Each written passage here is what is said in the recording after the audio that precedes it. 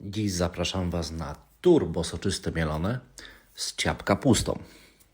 Ciap kapusta to jest coś, co nie każdy z Was musi znać, ale robimy to w sposób taki, że na patelni podsmażamy kapustę lekko przepłukaną, na drugiej patelni podsmażamy cebulę. Kapusta musi się lekko zbrązowić, a następnie podlewamy ją wodą. W międzyczasie gotujemy ziemniaki do miękkości i je ugniatamy. Dodajemy cebulę i leci do nich kapusta, która się udusiła pod przykryciem. I to już jest prawie finish. Dodajemy masła, sól, pieprz i mamy dużą część dania.